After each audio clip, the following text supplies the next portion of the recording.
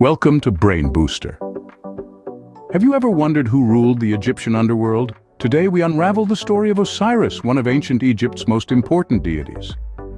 The origins of Osiris are shrouded in mystery, but it's known he was a local god of Osiris in Lower Egypt. He's thought to be an embodiment of chthonic or underworld fertility. But as we go back in time, around 2400 BCE, we can see that Osiris played a double role. He was both a god of fertility and the embodiment of the dead and resurrected king. This dual role was intertwined with the Egyptian concept of divine kingship. The king, at his death, became Osiris, ruler of the underworld. His son, the living king, was identified with Horus, a sky god. Osiris and Horus were, thus, father and son. Osiris, thus, was not just a deity but an integral part of the Egyptian royal lineage, with every king at death becoming Osiris, the ruler of the underworld. But every tale has a villain. In Osiris's story, it was Seth, the god of chaos. Seth was not just a disruptor of order, but a harbinger of death. Overcome by jealousy and rage, Seth murdered his own brother Osiris. And not content with mere murder, Seth tore Osiris's body into 14 pieces, scattering them across the length and breadth of Egypt.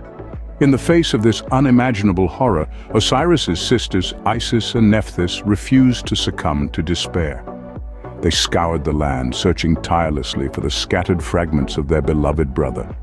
One by one, they found the pieces except the phallus, and gave them a proper burial.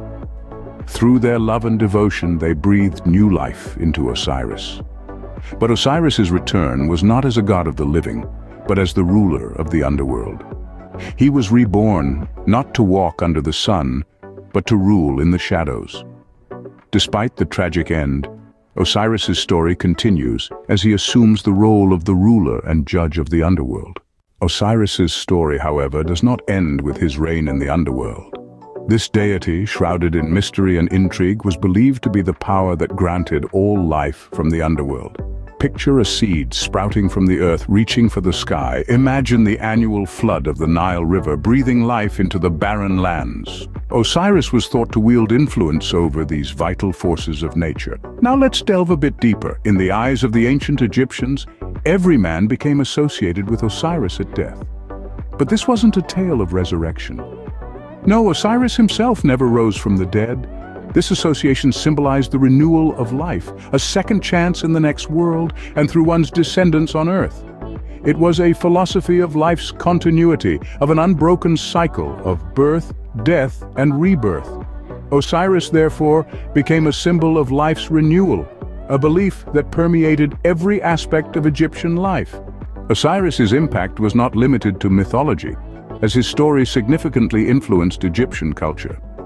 His life, death, and resurrection were annually commemorated in various towns across Egypt, with elaborate festivals that allowed the people to symbolically reenact the god's fate. A key feature of these festivals, particularly during the late period, was the creation of the Osiris Garden. This was a mold shaped like Osiris, filled with soil, and moistened with the water of the Nile.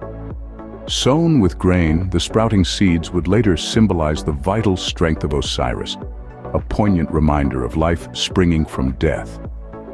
In addition to these festivals, the cult of Osiris spread far and wide throughout Egypt, often merging with the local fertility and underworld deities. This widespread devotion served to further entrench Osiris's influence and the themes of his story into the fabric of Egyptian society. Thus, Osiris's story, from his life to his death and beyond, continues to echo through the annals of ancient Egyptian mythology, reminding us of the cycle of life, death, and resurrection.